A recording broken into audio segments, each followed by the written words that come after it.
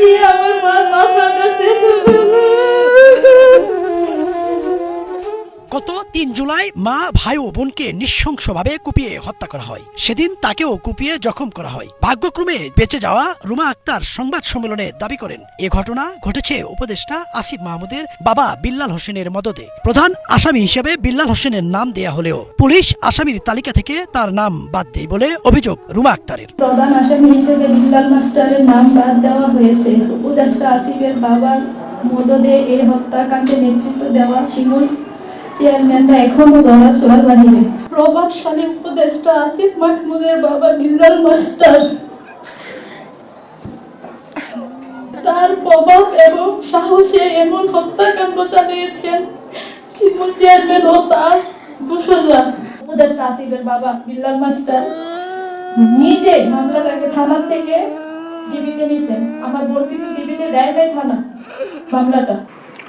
এইসব নাটক শুধু বাংলাদেশেই সম্ভব, বুঝছেন? আমি বুঝি না বাংলাদেশের মিডিয়াগুলো এখনো ভালো হতে পারলো না। এই বাংলাদেশের এই হলুদ সাংবাদিকগুলো এখনো মানুষের বাচ্চা হইতে পারলো না। কেন বলছি জানেন? এই নাটকগুলো একদম 100% বানানো। আপনি বিশ্বাস করেন কিনা জানি না, আমি বলছি এই নাটকগুলো 100% বানানো। দেখেন, বড় কোনো দলের চালাকি এখানে আছে 100%, অবশ্যই আছে। আপনারা একটু বুঝে নেবেন কার কথা বলতেছি। হ্যাঁ, এই ছাগলের 3 নাম্বার বাচ্চার মতো এইভাবে ভ্যা ভ্যা অভিনয়, এটা কি রিয়েল মনে হচ্ছে? একটা জিনিস মনে রাখবেন, চোর যত চালাকি হোক সে একটা না একটা ভুল করেই থাকবে। আপনার রুমে যদি সে চুরি করেছে, একটা চোর যদি চুরি করে যায়, সে একটা না একটা সূত্র রেখে যাবে। হ্যাঁ, এই হচ্ছে এদের অবস্থা। আপনি দেখেন, অবশ্যই কোনো একটা বড় দলের হাত এখানে আছে।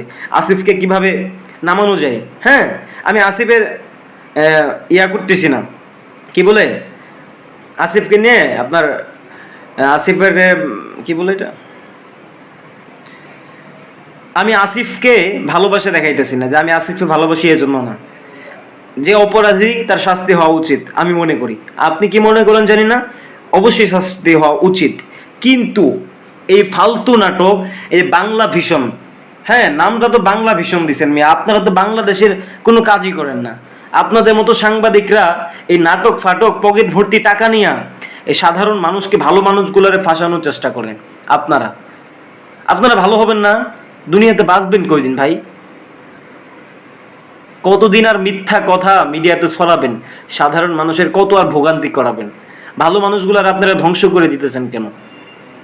এই তিনটা যে অভিনয় করতেছে, এগুলা কি বুঝতেছে না মানুষ?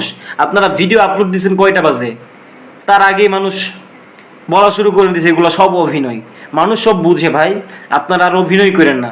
বাংলাদেশের মিডিয়াগুলো স্বভাবই হচ্ছে এমন, পকেট ভর্তি যদি টাকা কেউ দেয়, সে সব ভুলে যাবে।